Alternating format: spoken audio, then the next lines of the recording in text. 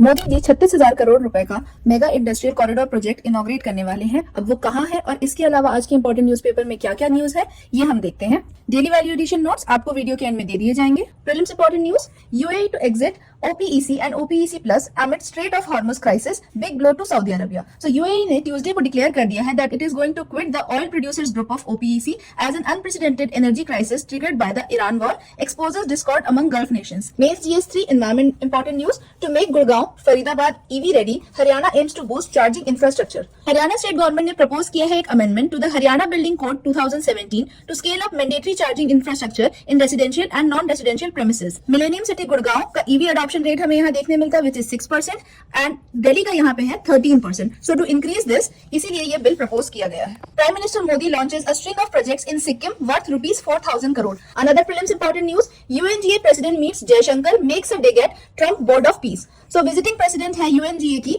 Annalena Baerbock. इन्होंने visit किया है न्यू दिल्ली को and her visit is aimed at strengthening India's position ahead of the UNGA where new Delhi is expected to push for the stalled UNSC reforms. Modi ji inaugurate करने वाले हैं 36,230 करोड़ की budget से बना हुआ गंगा एक्सप्रेसवे जो कि 594 किलोमीटर का मेगा कॉरिडोर है. It will connect Meerut with Prayagraj जिसमें हमारी मैक्सिमम स्पीड रहेगी एक्सप्रेसवे की 120 kmph. इससे हमारा ट्रैवल टाइम कम होगा and it will cover 12 districts of UP. Means GS3 relevant news which covers security and science and technology.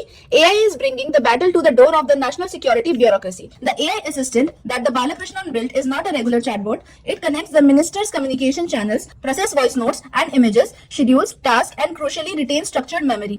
Balakrishnan described it as an invaluable research assistant and admits I don't dare switch it off. Foreign ministries across the world अब change कर रही हैं अपना timeline to use AI tools rather than अपनी old machinery use करना which was slow, paper bound and hierarchical. Means GS3 agriculture important news, Indonesia's new biofuel push could make cooking oil expensive in India.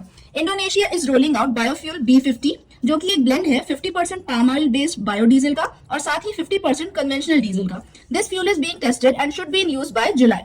इस fuel को use करने की वजह से India के ऊपर प्रॉब्लम आ सकती है because it could translate into a tighter supply and pricier cooking oil in India which relies heavily on Indonesian palm oil exports. कुछ समय पहले इंडिया और इंडोनेशिया के बीच एक पाम ऑयल ट्रेड वॉर हुई थी जिससे रिलेटेड क्वेश्चन यूपीएससी ने इंटरव्यू में पूछा था. इस वजह से ये न्यूज हमारे लिए काफी इंपॉर्टेंट हो जाती है. आज के न्यूज़पेपर से related daily value addition notes ये आपको मिल जाएगा हमारे Telegram channel the IAS hub official के चैनल से.